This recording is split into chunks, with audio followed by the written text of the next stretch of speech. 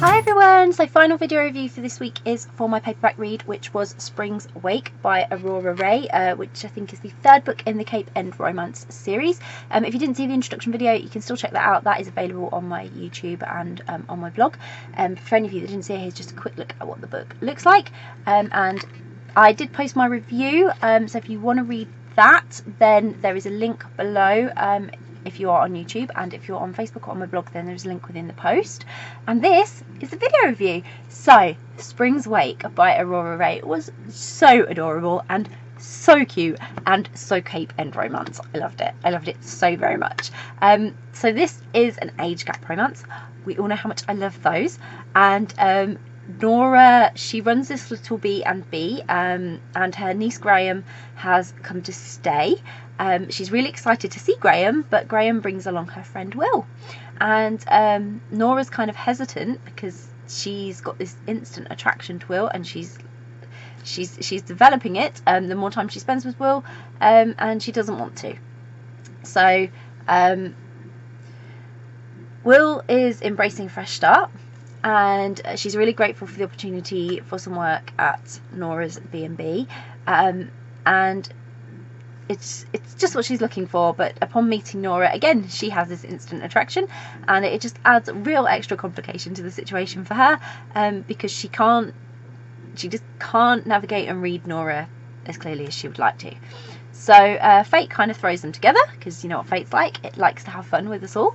And both Nora and Will, they kind of have to decide if they're going to continue to let past experiences stand in the way of this potential relationship, or if they're going to take a chance on happiness. So I absolutely love this. Typical romance for Cape End, dilemmas, angst, drama, everything you could need, and that perfect age gap.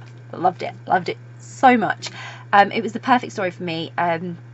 There was angst, there was cuteness, and there was this potential for this perfect relationship that I was so excited for.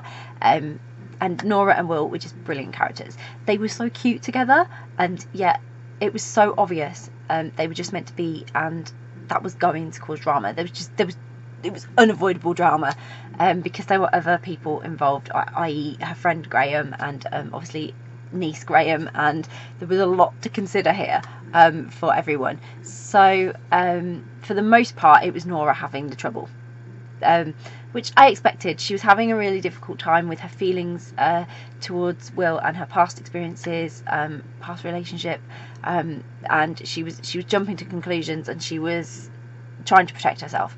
Her past experience has been anything but good, so rightly she was guarded, and I totally accepted that, and I understood why she was holding back on emotions and feelings and really hesitant with this age gap between her and Will. But this, like I say, it's the third book in the Cape End romance series, and it works well as a standalone story, so you don't have to have read the other books in the series, but you would benefit from reading them, and I highly recommend that you do read them because they're amazing, because there's a cast of characters that usually surround these stories, and that cast of characters, they run throughout the series and they crop up here and there, and you'll just know a little bit more about them, and that includes Will, if you've read the other books in the series, but you don't have to. It just helps give some background understanding. This book works perfectly well standalone, and the only reason I say with this one I would really highly recommend read the others first is because Will is a recurring character for me. I've met her before, so I had a great understanding, but you can experience her very much in depth in here for the very first time. So what I loved most about this book, and I love these stories, Aurora, she always delivers on a Hollywood romance moment. Always. Every book of hers I've read, there's that one moment and I'm like, yeah, this is the Hollywood golden scene, this is the moment, and she delivers it perfectly. It's exactly what I expect, but it's so much more. And oh, she did it in this one, and she did it a couple of times, and I was so excited. There's always one or two of these silver screen moments, and they are amazingly perfect. She has an absolute talent for this, and I love those moments in this story more so than in the other two that I've read, and it really made the story for me. They were just those brilliant moments, and you'll know them when you read them. You will definitely know them when you read them.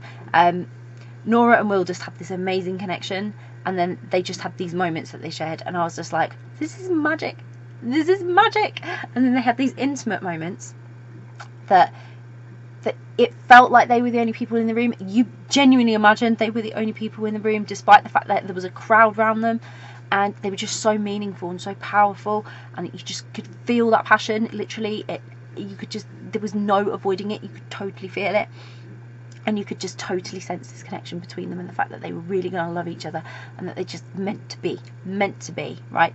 Destiny, this.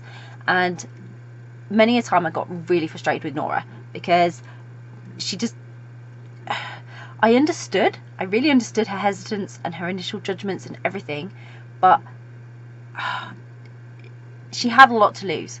Okay, she did have a lot to lose, but it just went to show that she was judging Will too early, and that you shouldn't do it by first impressions, and you just never know about a person until you've really sort of got to know them well.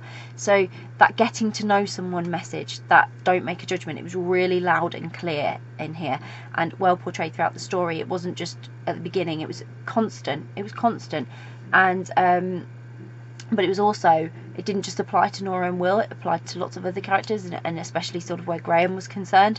So I'm really hoping we'll see more of her in the future too, because she's a brilliant character, and I think there's a lot more to be explored with Graham. But it was great to have her in here, and again, she was one of those characters that added to the drama. We needed her for the drama. But I'm so excited to read the next book in the series, and I hope there'll be more beyond that, hopefully.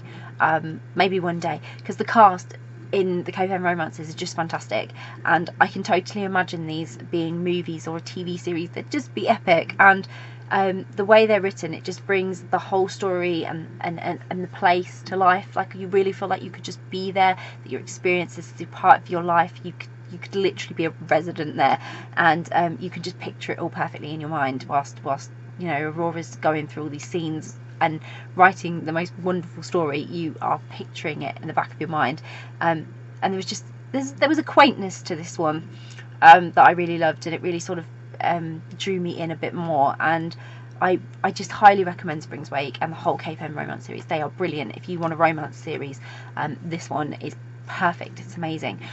So I'll pop a link in the description so that you can go and grab a copy of Spring's Wake by Aurora Rey, which I hope you will. If you've read Spring's Wake, I would love to hear what you thought of it, or if you've read any of the Copen romance books, I would love to hear what you thought of them.